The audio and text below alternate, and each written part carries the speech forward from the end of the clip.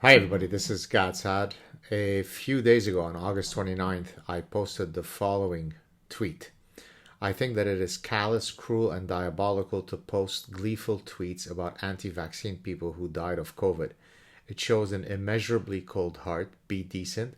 We might disagree with their positions, but don't dance on their graves for F's sake. Have some humanity. Well, since then, I found out that my good buddy Joe Rogan has contracted COVID. He announced it on his Instagram feed.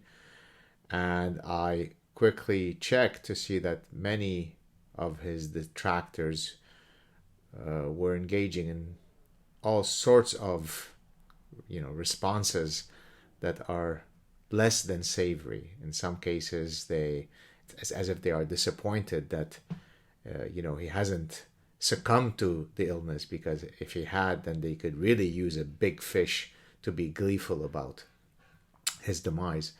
In other cases, the controversial anti-vaxxer is taking, a horse tranquilizer.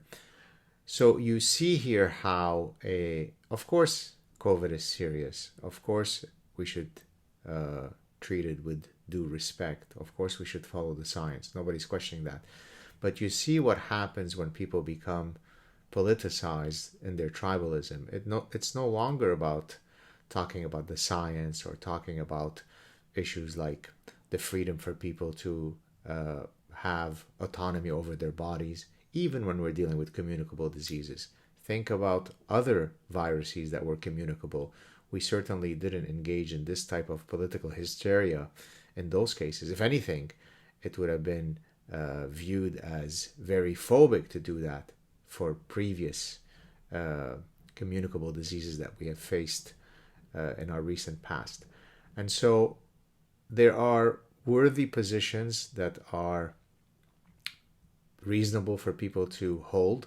Yesterday, I went to a cafe to work on my latest book, and I, for the first time ever, had to show an electronic vaccine passport. Now, some people were upset at me. How dare you acquiesce to that? Some people were like, well, of course, you're a science man. Of course, you're going to acquiesce, and so on.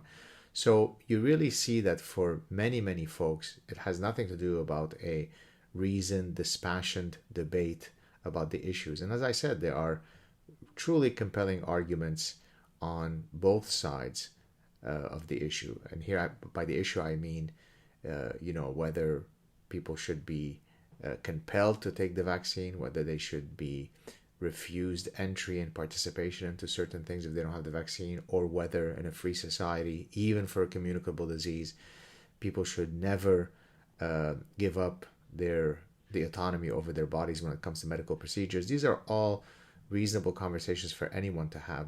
But in seeing the amount of vitriol that people, oh, here's a 35-year-old guy who was a vaccine denier, and haha, look at that punk, he's now dead, haha.